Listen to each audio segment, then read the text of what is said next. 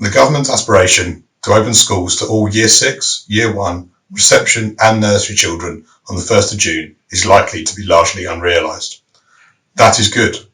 We want children back in schools, but the number of cases and the continual spread of the virus indicate that it is not sufficiently safe for opening beyond those categories of children who are currently allowed to attend.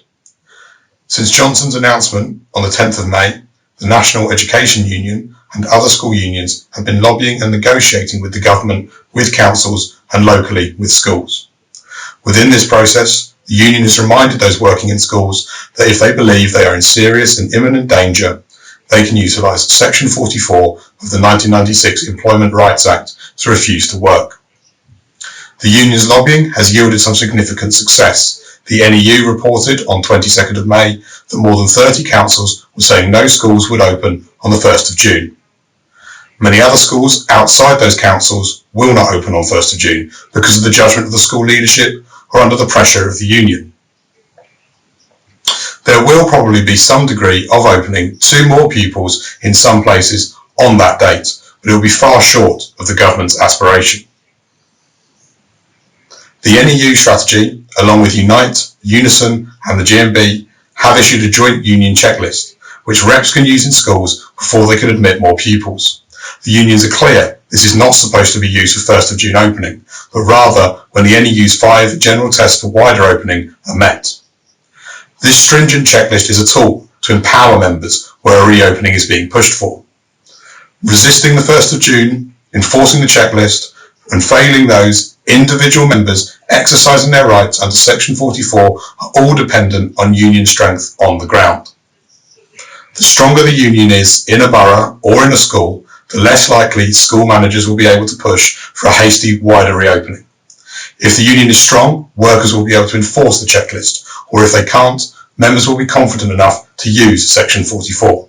However, where the union isn't strong and they struggle to enforce any of that, that is not an easily solvable problem. The union nationally should be strong and energetic in following its lines of action. There needs to be a guarantee that attempts to victimise members who use Section 44 will be speedily met by determined strike action. Members need to know the union will back them. The union needs to be on a war footing to prepare for the battles that will occur on and after the 1st of June. Many on the left of the union want a national ballot for strike action as part of this strategy. It should be part of the strategy, but even at best it does not address the issues posed by the 1st of June. A ballot could not deliver action until July. At worst, it could distract from building the immediate response and in the immediate aftermath. The fact that the union strategy has not been agreed by a decision-making national executive of the union is a real problem. The fight to get all the lay democratic structures of the union functioning immediately is central to any possibility of rank-and-file control over the strategy. Based on current information about the infection rate and the numbers of cases, there should be no wider opening of schools until September. In the meantime, where it is safe to do so, we should increase the already significant efforts to get more vulnerable children into schools. In many schools, the definition of vulnerable has been extended beyond the government's minimum by those who work with them. We should continue to fight for that. Rather than arbitrary year groups decided by the government, the children who return first should be decided by school workers.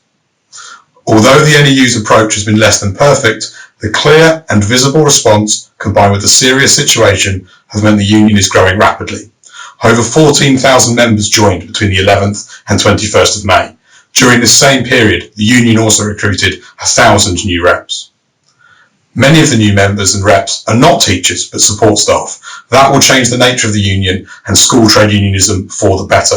We are closer to one school workers union.